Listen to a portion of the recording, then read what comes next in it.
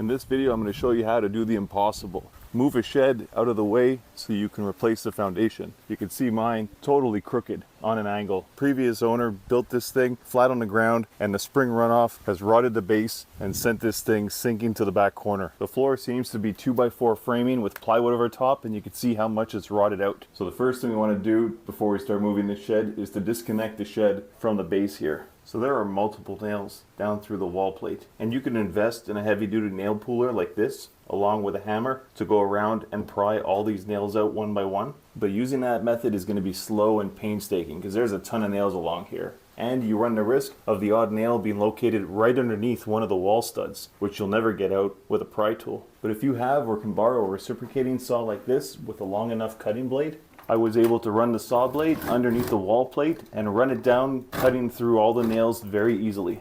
And after you've got all the nails cut off from the wall plate, and don't worry, later on I'm going to show you a nice trick to make sure you didn't miss one of the nails, which will cause a pain later on when you're trying to move the shed. That trick is going to involve a floor jack. But before I show you that, we're going to need to install 2x4 bracing across the length of the shed. And that's going to be put in place to allow you and 6 to 8 of your closest friends to pick up this shed and move it out of the way effortlessly. And here's the best way to set up your framing, which allows maximum space for as many buddies as you can to fit in between and deadlift this shed up off the ground. The bracing, you'll see, has a 2x4 running along the length of the front.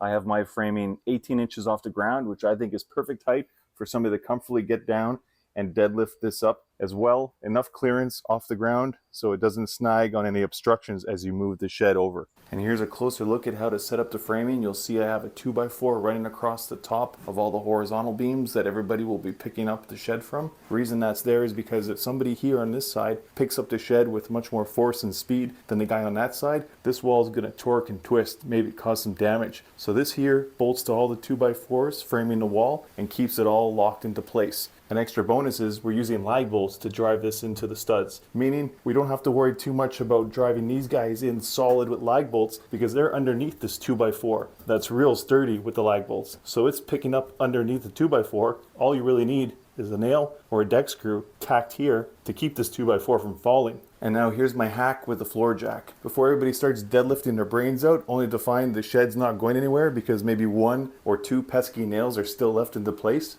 grab a floor jack like this 2-ton right here and get a brick or a block of wood to prop up and jack underneath. That should lift that whole entire side of the shed up free and clear. If it's not, you'll actually see where it's getting snagged. Some of the shed might be lifting and then just one side might be left behind. That's where the nail will be. You can diagnose that pretty quick with the floor jack. Switch over to this side, make sure the shed comes up free and clear as well, and then you know nobody's going to be pulling their back out trying to lift a shed that's still tacked to the base. Hey guys, so fast forward into the future, the shed has been moved. Unfortunately though, I have no video to show you.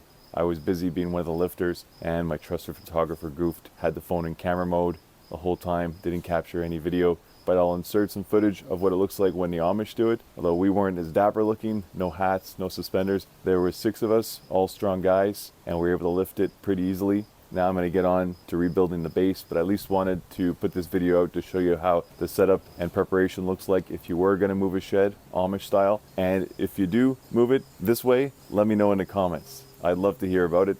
I love reading the comments. I always make sure to reply, and they mean a lot and they help the channel a lot too.